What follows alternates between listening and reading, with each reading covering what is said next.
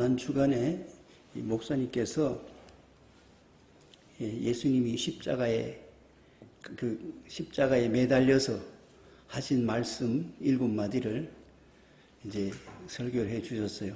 맨 마지막 말씀은 다음 주는 부활절이기 때문에 맨 마지막 말씀을 설교를 안 하셨는데, 맨 마지막 말씀은 예수님이 딱 이제 다 이루었다 하시고 난 다음에 마지막으로 숨을 거두시기 전에 하신 말씀이 무슨 말씀인가 여러분 아세요? 예, 그 말씀은 아버지 내 영혼을 아버지의 손에 부탁하나이다. 하나님께 온전히 맡겨버린 거예요. 내 영혼을 아버지 손에 맡깁니다. 그렇게 말씀하시고 숨을 거두셨다. 이렇게 말씀하는 내용이 있습니다.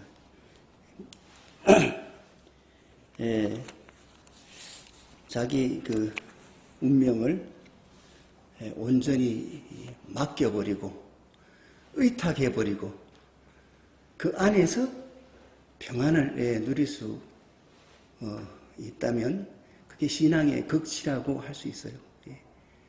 우리가 나이가 드신 분들이 이제 죽음을 앞두고 사람들이 관심을 가지고 지켜보는 게 있어요. 그 돌아가신 모습을 보니까 편안하게 돌아가셨나, 아니면 굉장히 두려워서 떨면서 돌아가셨나, 이런 모습을 우리가 죽은 모습을 통해서 보는데, 하나님께 우리 자신의 영혼을 맡겨버려요. 편안히 맡겨버려요. 하나님이 나를 영접해 주실 것이다. 하나님이 나를 부활시키시고 영원한 생명을 주시고 나를 하나님의 나라로 가지고 하나님께 맡길 수 있다면 그게 신앙의 극치가 아니겠어요? 서양에서 가끔 이렇게 전통적으로 내려오는 그 이야기 중에 저녁에 잠잘 때 노인들이 잠잘 때 주로 이제 사용하는 기도문이 있는데, 그게 그 기도 내용이 아버지 오늘 밤에 갈지 모르니까 아버지 내 영혼을 아버지 손에 맡깁니다. 그렇게 자고 그 다음 또 일어나면 또 다시 시작하고 또 자기 전에 그렇게 하고 그렇게 한다는 얘기도 들었어요. 뭐 그렇게 이제까지 못하더라도 우리의 그 신앙이라는 것은 우리의 마음이 맡길 때가 있어야 되는 거예요. 이게 전통적으로 믿고 맡기는 말 가운데서 귀의라는 말이 있어요. 귀의. 귀. 의탁한다. 거기에 내가 얘 딴 생각하지 않겠다. 나 이분이 하나님이고 나의 절대자고 이분에게 다 맡겼어. 이제 더 이상 딴 생각하지 않을 거야. 그렇게 하는 걸 귀의라 그래요. 그 복음성가 가사 중에도 그런 가사가 있어요. 뒤돌아서지 않겠네. 이제 주님 외에 주님은 나의 충성이고 나의 믿음이고 나의 하나님이기 때문에 주님을 떠나서 주님을 배반하지 않고 그렇게 살겠다. 그런 이제 가사도 있습니다. 왜 그런 그 말씀이 우리에게 중요한가 하면, 우리가 사는 세상에 인생살이가 어렵잖아요. 고생이 많은 거예요. 근심도 많고 걱정도 많고. 우리가 하나님을 믿는다고 하지만은 믿는 사람도요, 그냥 굳건하게 그렇게 믿어지는 게 아니라 갈등이 있어요. 목회자도 평생 목회하고도 마음속에 아무런 미동도 없이 그냥 이렇게 굳건한 게 아니에요. 인격은 살아있는 거예요.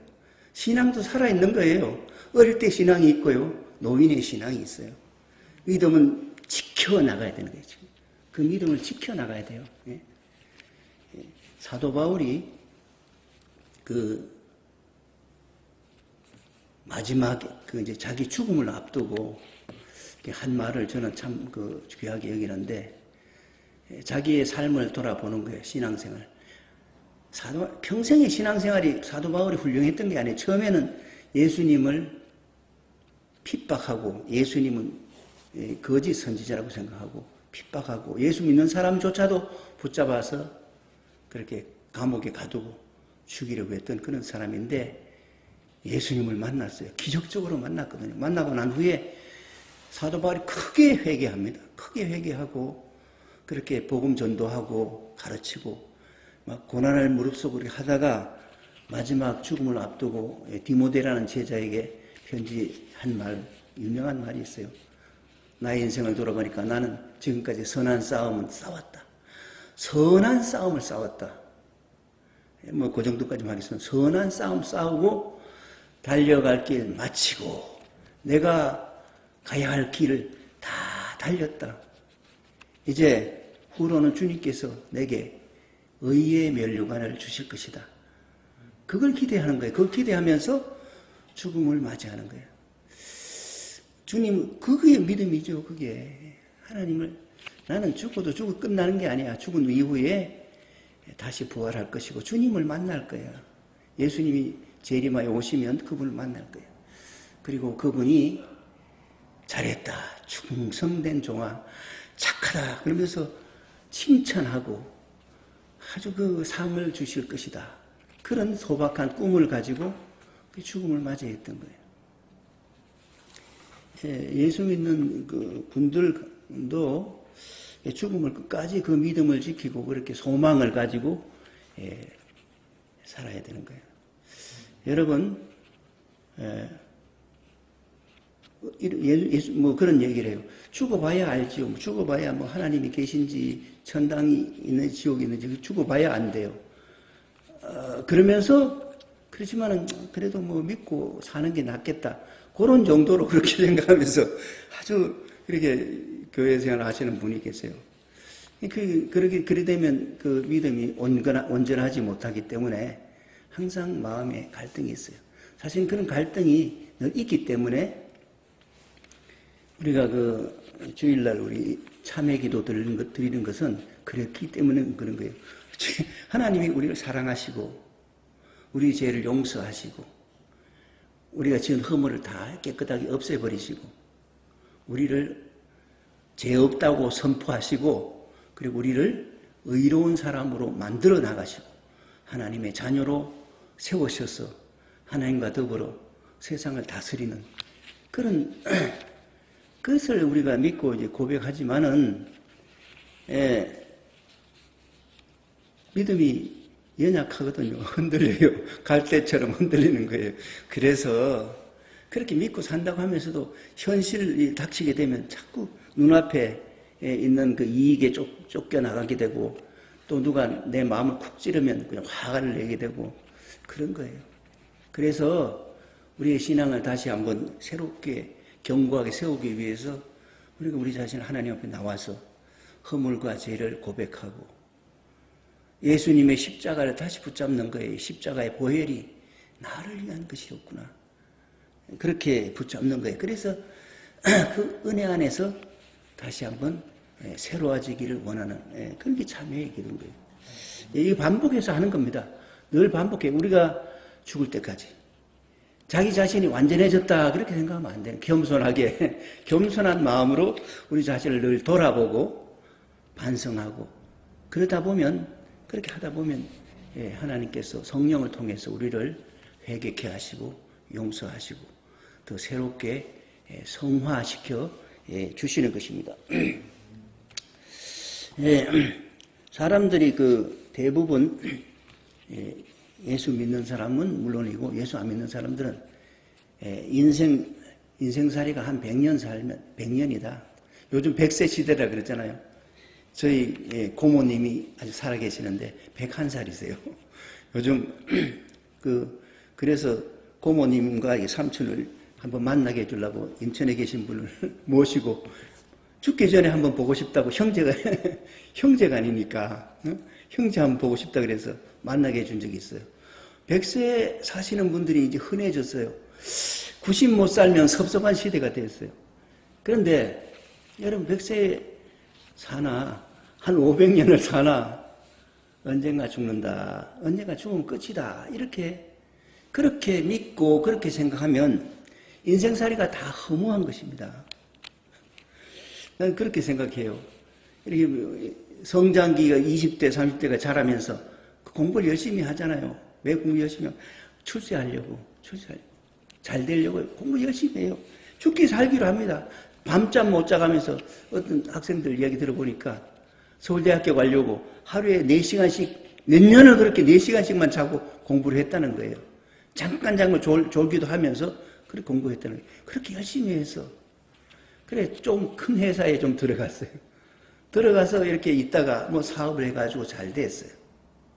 잘 돼가지고 돈을 벌어서, 이제 노후에 좀 편안히 살아야 되겠다 하고, 집도 근사하게, 아주 시골에다 근사한 집을 짓고 살다가 갑자기 몸이 아파서 얼마 누리지도 못하고 돌아가셔서 집을 내놓은 사람들이 많더라고요. 집 내놨어요. 인생이 허무하잖아요. 자기가 쫓는 것들이 다 알고 보면 허무한 거예요.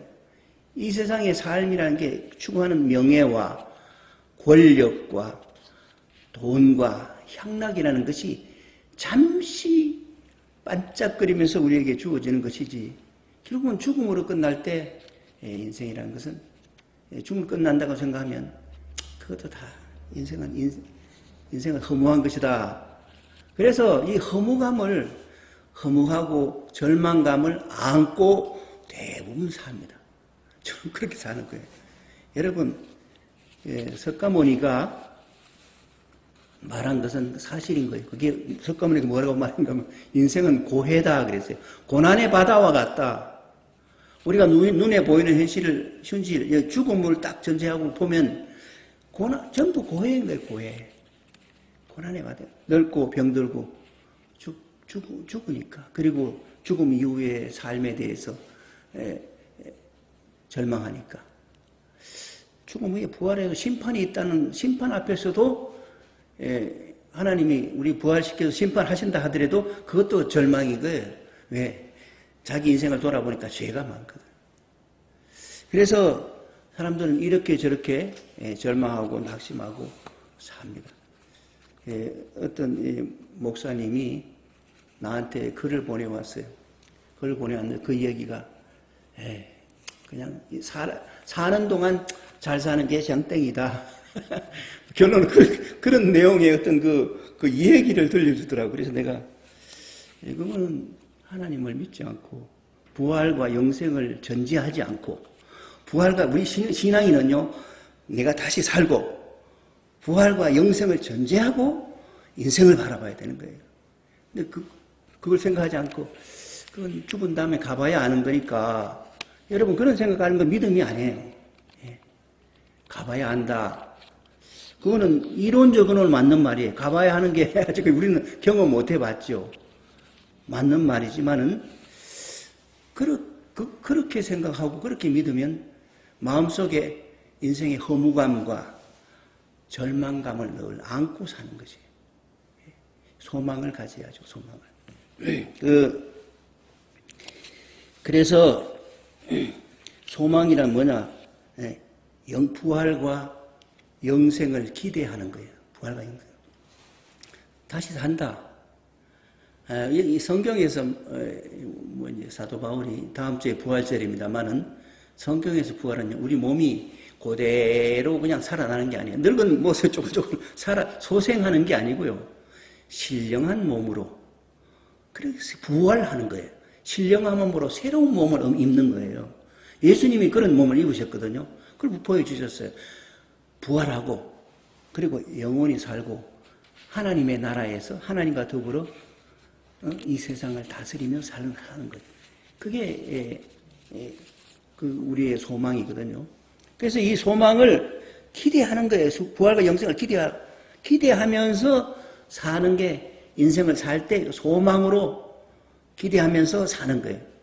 그렇지 않으면, 그건 기대가 없으면 허무와 절망 가운데 그게 쭉 처져가지고 그렇게 사는 거예요. 그래서 대부분 하나님을 정말 전적으로 믿지 않는 대부분 사람들은 인생의 의미를 찾는데 죽음을 전제하고 언젠가 죽으면 끝이다 전제하고 요 살아있는 동안에 삶의 의미가 뭐냐를 찾는데요. 없어요. 저도요 젊은 시절에 인생의 의미, 인생의 의의 그런 철학책을 많이 봤어요. 봤는데 제가 그 책을 보면 참 굉장히 자세하게 이렇게 찾으려고 하는데 결론은 없어요. 의미가 없어요. 의미가 있다는 게 말장난에 불과한 거예요. 없어요. 죽음을 전제하고 인생의 의미를 찾으면 인생이라는 것이 아무런 의미가 없고요. 다 헛된 것으로 결론하는 것입니다. 살아야 되는 거예요. 살아야 돼요. 살아야지 의미가 있는 거죠. 제일 중요한 게 사람에게 제일 중요한 게 뭐냐? 사는 거예요. 살아야 되는데 자기 자신을 돌아보면요. 살 길이 없잖아요. 키를 한 잔 늘릴 수도 없고 수명을 늘릴 수도 없는 거예요. 우리 자신의 능력이. 그래 우리 자신을 바라보면 해답이 없어요. 절망할 수밖에 없어요. 그래서 우리는 전능하신 분 하나님을 바라봐야 되는 거예요. 하나님 바라봐야 돼요. 오늘 이 주보에 제가 시편 121편 우리 찬송가도 부르고 했는데 같이 한번 읽어보겠습니다. 1편 1절 2절만 제가 인용했어요. 같이 한번 읽어보겠습니다. 시편 121편 1절 2절 내가 산을 향하여 눈을 들리라. 나의 도움이 어디서 올까? 나의 도움은 천지를 지으신 여호와에게서로다. 우리의 도움은요. 우리가 부활하고 영생을 얻고 하나님 나라에 들어갈 수 있는 것은 우리 자신의 지혜와 우리 자신의 도덕성과 우리 자신의 능력으로 그렇게 부활하고 영생을 얻고 하나님 나라 들어갈 수 있는 게 아닙니다. 우리가 그렇게 가능한 것은 하나님, 전능하신 하나님. 하나님은요, 천지를 창조하신 하나님이고, 우리를 창조하신 분이니까 전능하다고 말할 수밖에 없잖아요. 그리고 이 세상을 역사를 주재하시니까 전능하신 하나님이에요.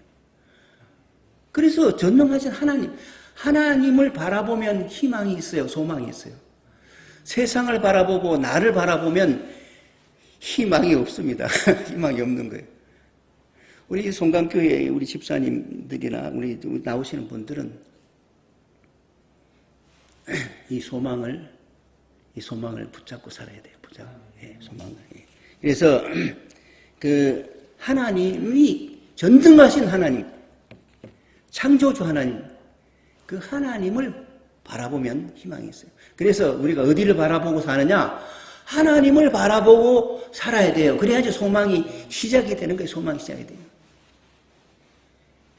두 번째, 그 하나님이 우리에게 말씀도 하시는 하나님, 인격적인 하나님이신데 그 하나님이 인격적인 하나님이세요. 그냥 법칙이나 원리가 아니에요. 하나님은 법칙, 원리 그런 게 아니고 인격적인, 우리 생명이 있고 우리 사람이 인격을 가지고 있잖아요. 인격적인 하나님이에요. 그 인격적인 하나님이 우리에 대한 관심이 어떠하냐 여기에 달린 거예요. 여기. 하나님은 우리를 우리 지난번에 창세기 봤을 때 하나님이 천지를 창조하실 때 하시고 난 후에 맨 마지막에 사람을 창조하시고 마지막에 하시고 사람을 창조하시기 전에 우리가 지은 이 세상을 다스릴 우리 형상을 따라 사람을 만들고 이 세상을 다스리게 하자. 하나님의 창조 세계를 창조의 우두머리로 만드셨어요. 그게 특별한 거죠. 하나님은 사람을 그렇게 특별하게 지으신 거예요. 그리고 우리가 만든 이 창조 세계를 다스리게 하자. 여러분, 이 천지 만물을 다스릴 수 있는 그런 의도를 가지고 우리를 지으셨단 말이에요. 그게 얼마나 우리를 귀하게 여기신 거예요. 우리를 사랑하신 거예요. 우리를 특별하게 지으셨어요. 그래서 하나님과 같은 모습으로, 하나님 같은 형상으로, 모양으로 그렇게 만드신 거예요. 이 성경에 그렇게 기록되어 있어요. 이 얼마나 우리에게 소망을 주는 말씀이십니까? 전능하신 하나님, 천지를 창조하신 하나님이 우리를 이렇게 이 세계 속에서, 창조 세계 속에서 최고의 우두머리로 세우시고 인간을 세우시고 다스리게 하시려고 그렇게 만드신 거예요. 이게 하나님이 인간을 창조하신 목적이에요. 창세기에 나타난 하나님의 창조 목적이 거기 있는 거예요. 자, 그러니까 하나님의 원래 창조 목적을 따라서 우리가 이 세상을 하나님과 함께 하나님 뜻을 따라서 다스리며 사는 것이 우리 사람의 본분인 거예요. 이게 인생의 목적이고요. 인생의 의미인 거예요. 우리 살아가는 의미인 거예요. 하나님과 함께, 하나님과 더불어 이 아름다운 창조 세계를 하나님의 마음과 뜻을 따라서 더욱더 가치 있고 의미 있고 아름답게 그렇게 뜻있게 그렇게 다스리도록 이렇게 창조하셨어요. 예, 그렇게 하나님을 거기에 하나님의 사랑이 나타납니다. 하나님의 사랑이 나타나는 거예요. 우리가 뭘 믿느냐? 그 인격적인 하나님이, 전능하신 하나님이 우리를 사랑하신다. 그 사실을 성경은 말씀하고 있고요. 그 말씀 앞에서 우리는 믿음으로, 그래, 나는 다른 사람은 나를 하찮게 볼지 몰라도 하나님은 나를 귀하게 만드시고 거룩하고 영원하고 의미 있는 뜻을 위해서 창조하셨어. 세상을 다스릴 수 있는 권력을 주시려고 창조하셨어. 그렇게 생각할 때 자기의 자존감이 살아나는 거예요. 자존감. 예? 자기를 존경할 수 있는 거예요. 사람들은 너는 뭘 물질, 그 유물로 있는 자는 사람은 물질에 불과하대요. 물질. 그냥 흙에 불과하다. 그런데 흙으로 빚어서 하나님이 생기려 창조했지만 그 사람에게 향하신 그 목적은 창조 세계를 다스리는 존재로 만드신 거예요. 이게 하나님의 뜻입니다. 두 번째, 그래서 하나님께서 에덴 동산에다가 환경이 좋은 동산에다가 사람을 두시고 경작하게 하시고 보살피게 하셨어요. 여러분, 그 말씀이 오늘 읽은 본문의 말씀입니다. 같이 한번 읽어보겠습니다. 저 앞에 15절만 읽어보겠습니다. 여호와 하나님이 그 사람을 이끌어 에덴 동산에 두어 그것을 경작하여 지키게 하시고, 창조하시고 맨 마지막에 이제 가장 환경이 좋은 에덴 동산에 부터 이제 다스리게 하시는 거예요. 이렇게 하셨어요. 그리고 두 번째, 그리고 사람이 이제 하나님의 뜻을 따라 살려면 사람이 죽으면 안 되잖아요. 살아야 되는 거예요. 살아야 돼요. 그래서 하나님께서 첫 번째 하신 말씀이 성경의 제일 첫 번째, 창세의 제일 첫 번째 사람에게 하나의 말씀을 하신 내용이 그 다음 15절, 16절, 17절의 말씀에 나옵니다. 같이 한번 읽어보겠습니다. 여호와 하나님이 그 사람에게 명하여 이르시되 동산 각종 나무의 열매는 내가 임의로 먹되 선악을 알게 하는 나무의 열매는 먹지 말라. 내가 먹는 날에는 반드시 죽으리라. 여기서 이 말씀을 보면요, 뭐 선악과가 있는데 그거는 다 먹어도 좋아. 단 하나 먹지 말아야 할 것이 있는데 그게 선과 악을 알게 하는 나무야. 그걸 먹지 마라. 그거 먹으면 죽어. 그걸 먹으면 반드시 죽는다. 반드시 죽으리라. 그렇게 말씀하셨어요. 이 말씀을 하시는 하나님의 마음이 뭐가 있어요? 너는 살아야 돼. 너는 살아야 돼. 너는 살아야 돼. 네가 살아야지 천지 만물 창조 세계를 다스리지. 이 창조 세계 죽으면 어떻게 다스려요?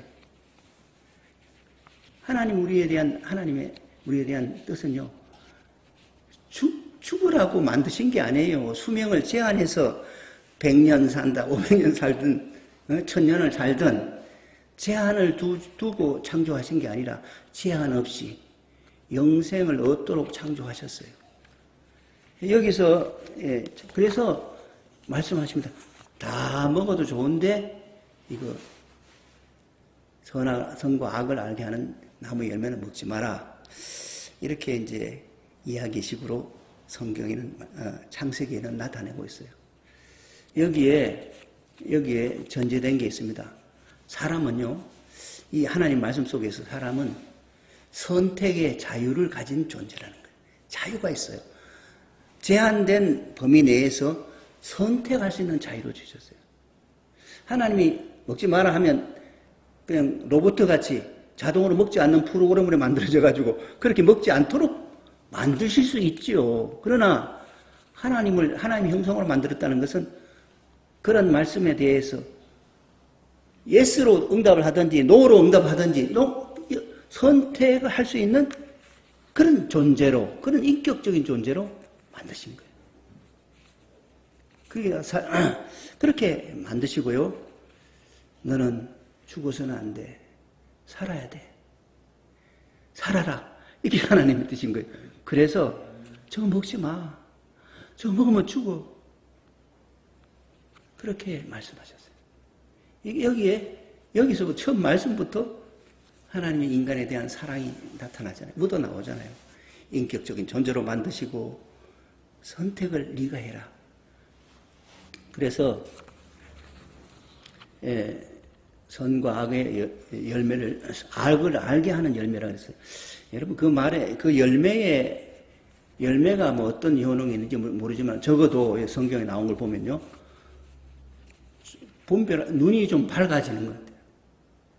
눈이 밝아지는 효과가 있어요. 근데 하나님 왜 좀 눈이 밝아지는 걸 금하시고 조금이라도 밝아지는 걸 금하시고 왜 먹지 마라 하셨을까? 여러분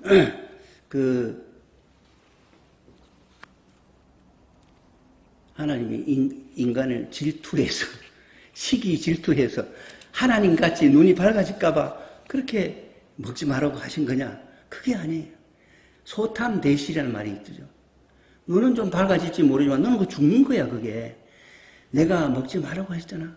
그 말을 죽는다는 말을 믿지 않고 죽지 않을 거야. 그렇게 생각하는 건 하나님 불신하는 거예요. 하나님과 우리 사람과의 관계가 끊어지는 거예요. 불신은 관계가 끊어지는 거예요. 믿을 수 없잖아요. 그래서 관계는 가져도 대면 하는 거예요, 사실은. 믿을 수 없는 관계, 신뢰할 수 없는 관계가 영적으로 끊어지는 거예요. 그래서 관계가 끊어진 거예요, 끊어졌어요. 그래서 그렇게 끊어지게 되면 안 믿으니까 선악과를 먹는 거예요. 선악과를 먹어요. 선을 먹는 거예요. 불신이 불순종을 낳는 거예요. 신앙은 순종을 낳습니다. 나를 믿고 넌 죽으면 안 돼. 그는 죽음에 이르게 하는 독약과 같은 거야. 너는 죽으면 안 돼. 그걸 먹지 마. 여기서요.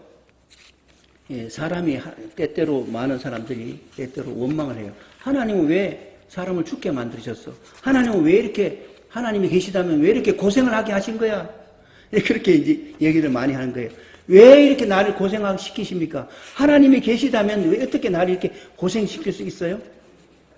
하나님은 처음부터 인간을 고생시키려고 만드신 게 아니라니까요. 영광을 주시려고 만드셨어요. 그런데 사람이 하나님을 떠났어요. 불신으로 떠났고 불순종으로 떠났어요. 하나님을 떠나니까 생명의 뿌리를 떠나니까 생명의 근원을 떠나는 거예요. 종종 시편 1편에 보게 되면 그런 말이 있어요. 너는 시냇가에 심은 나무라. 그렇게 이제 시냇가에 심은 나무는요, 시냇가에 심겨지면 항상 물이 풍수해가지고 살아요. 그런데 사막과 같이 건건한 곳에 가면 죽습니다. 시냇가는 하나님을 상징하는 거예요. 상징하는 거예요. 하나님의 뿌리를 둬야지 사는 거예요. 사람은 하나님을 떠나면 살 수가 없어요. 하나님을 무시하면 살 수가 없는 거예요. 하나님 무시하면 인생은 허무하고 절망에 빠지는 거예요. 절망에 빠지는 거예요. 절망을 안고 사는 거예요. 그리고 그 하나님을 불신함으로 말미암아 불순종하고 좋지 않은 열매를 맺으면서 허무하게 인생을 끝나는 거예요. 그러나 하나님께로 붙어 있으면 하나님과 하나가 되면 사는 거예요. 예수님이 그런 말씀을 하셨어요. 나는 포도나무요, 너희는 가지니. 너희가 그 포도나무 가지가 줄기에 붙어 있으면 열매를 맺는다. 그 비유를 들면서 너희도 하나님은 농부시고 나는 포도나무 같은데 너희는 내 안에 있으라. 나한테 꽉 붙어 있으라. 내가 하나님께 이르는 매개체야. 이 가지 그래야지 열매를 맺는다. 그래야 산다. 하나님의 사랑의 열매, 사랑 안에 머물러야 된다. 그것을 말씀하는 거예요. 어쨌든 사람이 살고 죽고는 하나님께 책임이 있는 게 아니라 사람에게 책임이 있는 거예요. 사람에게. 불신과 불순종, 내 말을 불신하고 내 말을 듣지 않으면 죽는다.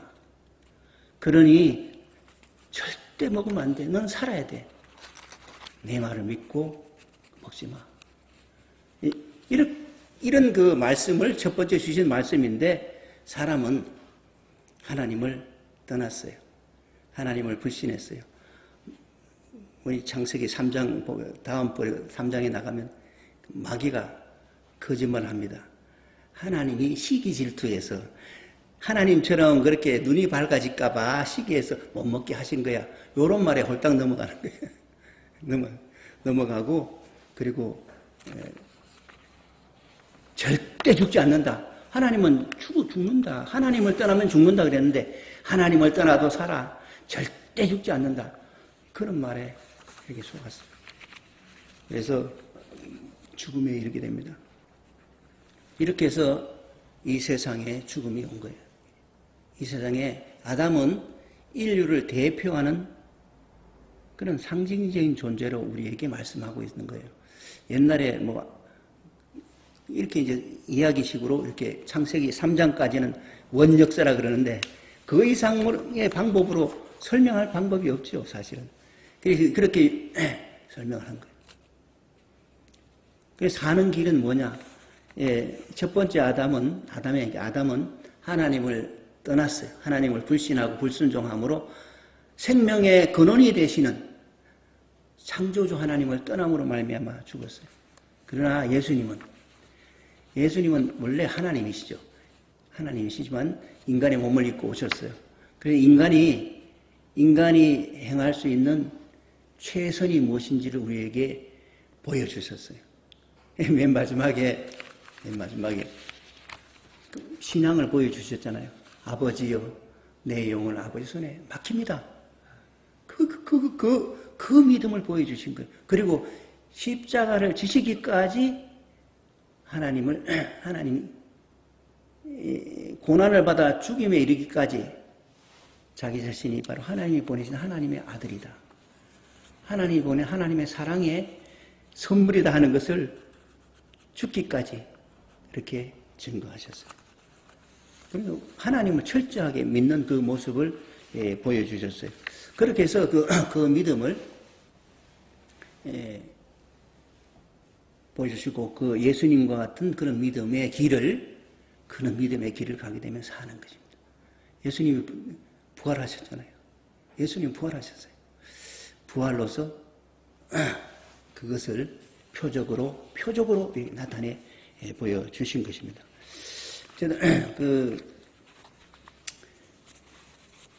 사람은 일반 사람들은 보통 어떤 얘기를 주로 얘기하는가 하면, 이해가 돼야지 믿는다. 그래. 이해가 돼야지. 아니, 내가 내 머릿속에 그 이해가 다 되어지고, 납득이 되어지고, 그러면 내가 좀 그렇게 인정하지. 근데, 여러분, 우리 모든 것을 다 이해하고 삽니까? 우리는 다 이해 못합니다. 이 우주의 법칙과 원리를 다 이해합니까? 모르잖아요. 이해가 어떻게 되면 이해시킬 수 있는 한계가 있는 거예요. 사람의 그릇이 작으니까. 초등학생 어린애한테 어른들의 세계를 이야기하면 알아듣습니까? 못 알아들어요. 그러니까 어린애들에게 맞는 동화 같은 이야기를 통해서 전달해 주는 거예요. 그래야지 애들은 알죠. 이해를 해야지 믿는다. 여러분, 다 이해할 수 없어요. 그래서 믿는 거죠. 이해하고 다 알면, 이해하고 안대로 살면 되지. 왜 믿어요, 왜? 이해되지 않는 부분이 있잖아요. 이해되지 않는 그 부분에 끝이 있다고요. 그 결정적인 것인데 그런 부분이 있는 거예요. 태초에 우리 가보지 못했고, 장조지에는 종말에 우리 안 가봤잖아요. 그걸 어떻게 경험할 수 없는 것을 이해할 수 있습니까? 경험해보지 못하면 이해 못하는 거예요. 그래서 믿는 거예요.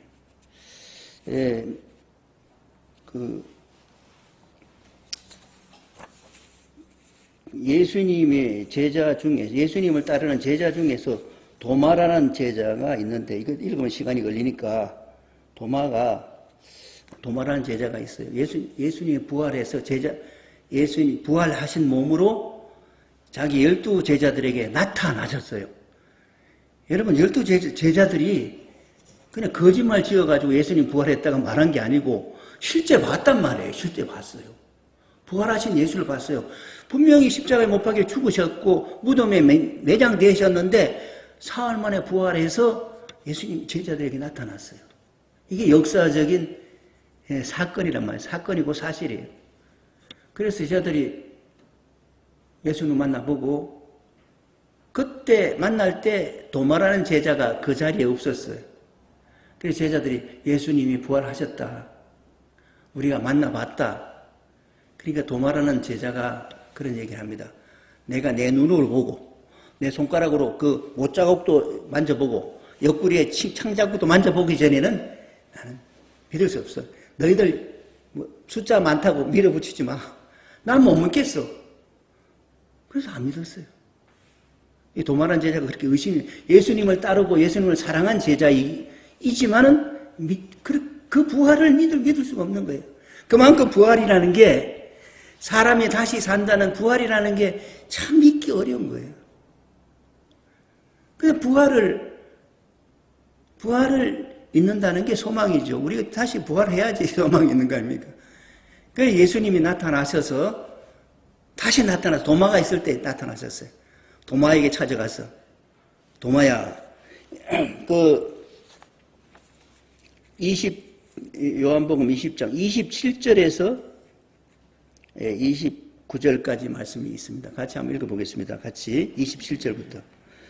도마에게 이르시되 내 손가락을 이리 내밀어 내 손을 보고 내 손을 내밀어 내 옆구리에 넣어보라. 그리하여 믿음이 없는 자가 되지 말고 믿는 자가 되라. 도마가 대답하여 이르되 나의 주님이시오 나의 하나님이시니이다. 예수께서 이르시되 너는 나를 본고로 믿느냐? 보지 못하고 믿는 자들은 복되도다. 예. 여러분, 보고도 믿을 수 있어요. 그러나 보지 못하는 부분도 항상 있는 거예요. 오늘 우리는 예수님의 부활을 현장에서 목격하지 않았어요. 그래도 사실 그래요. 부활하신 예수님이 오늘 이 교회에 오셨어요. 여러분들에게 나타났어요. 내가 부활하신 예수다. 여러분 알아보겠습니까? 뭘 모르죠. 믿어야 되는 거예요. 믿어야 알 수 있는 거예요. 넌 나를 본고로 믿느냐? 보지 못하고 믿는 자가 복이 있도다. 우리 그래서 믿음이에요. 그래서 믿는 거예요.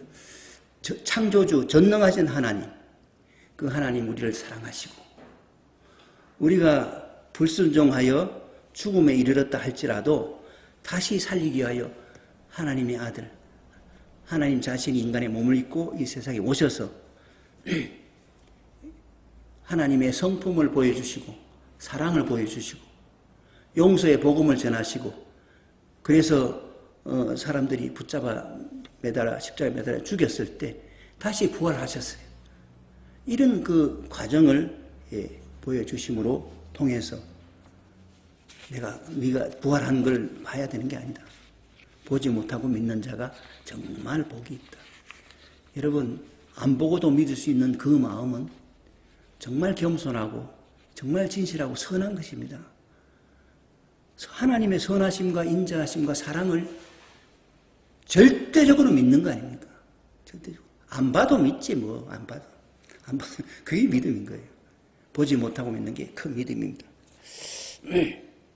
어쨌든 오늘 제가 주제는 시간이 많이 주제는 그겁니다.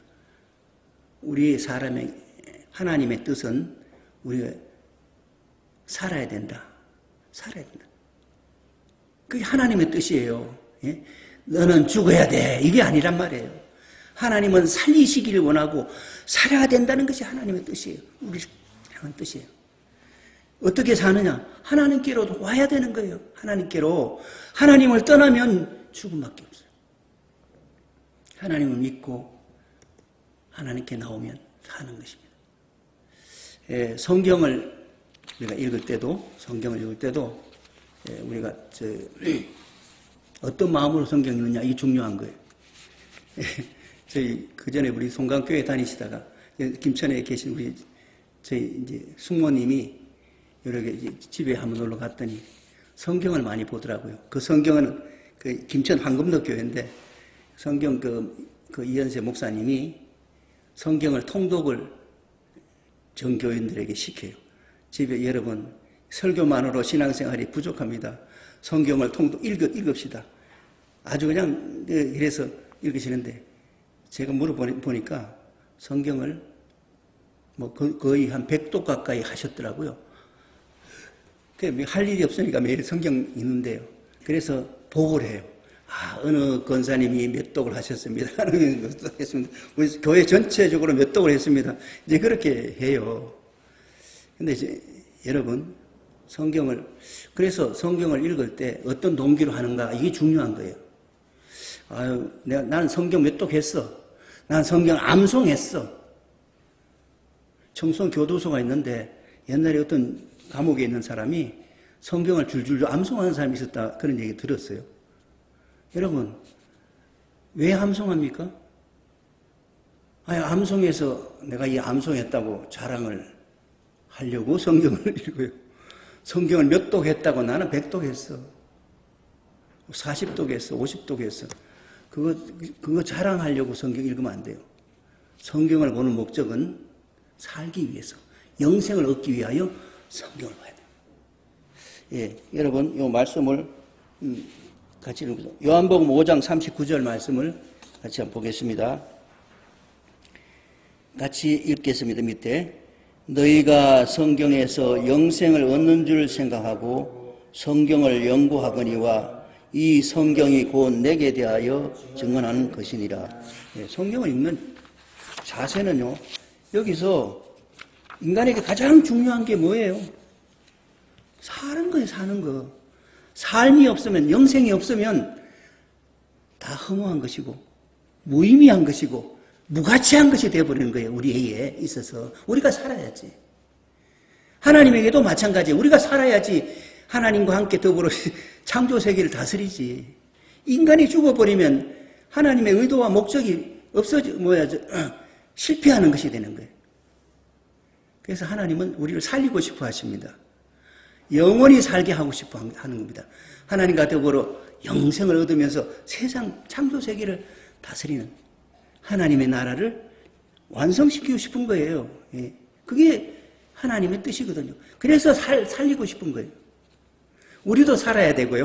우리 살아야지 의미가 있고, 살아야 의미가 있고, 하나님에게도 우리가 살아야지 의미가 있어요.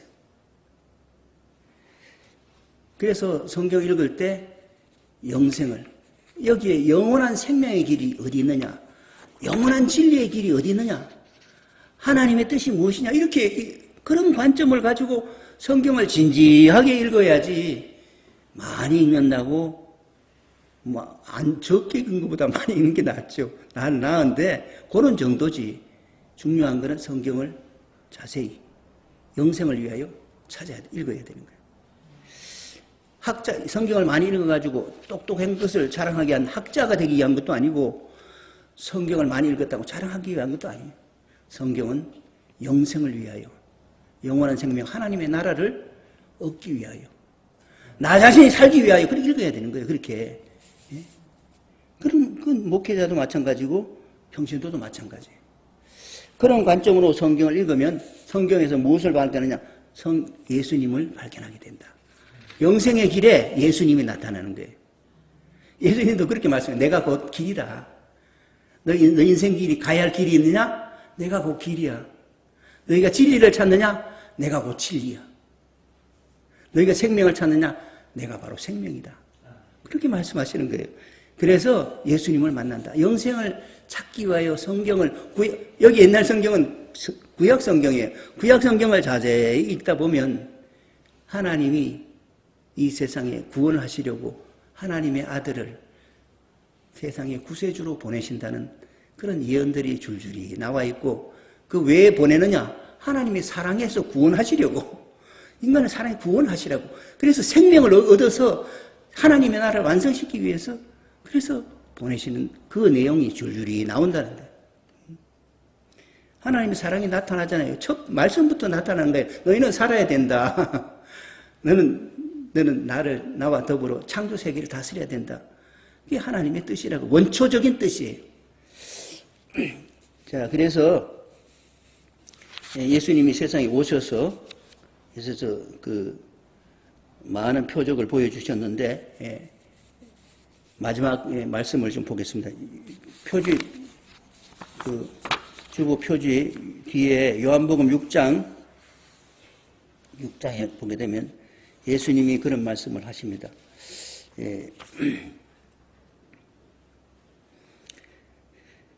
같이 읽겠습니다. 그냥 전체 시간이 많지 않으니까 같이 읽겠습니다.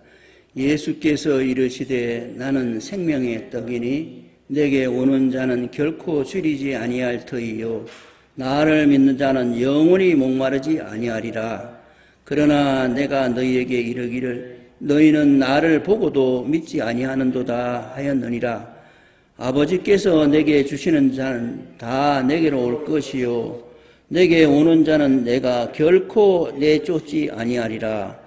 내가 하늘에서 내려온 것은 내 뜻을 행하려 함이 아니요 나를 보내신 이의 뜻을 행하려 함이니라.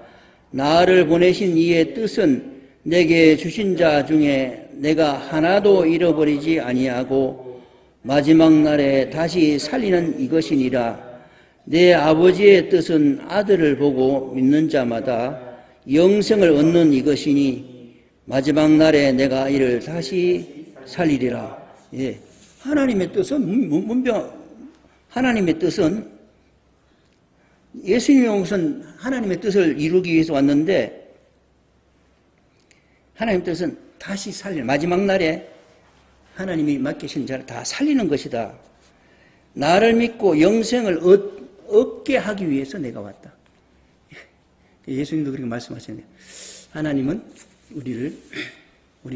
우리가 살기를 바라십니다. 새로운 몸으로, 신령한 몸으로 부활하고 영원한 생명을 얻어서 하나님과 더불어 이 창조 세계를 다스리며 영원히 살기를 바라시는 거룩하시고 위대한 우리에게 기대를 가지고 계시는 것입니다. 그리고 우리 살아야죠.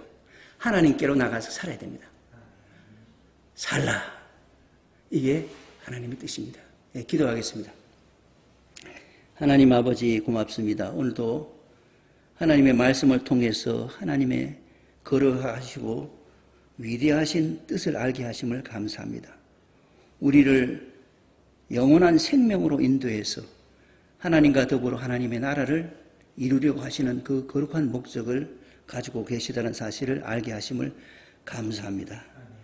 우리에게 멸할 수 없는 불멸의 소망을 갖고 이 세상을 살게 하시고 하나님 종말의 날에는 부활하여 영생을 얻어 하나님과 더불어 세상을 다스리는 귀한 하나님의 아들, 딸들 다 되게 하옵소서.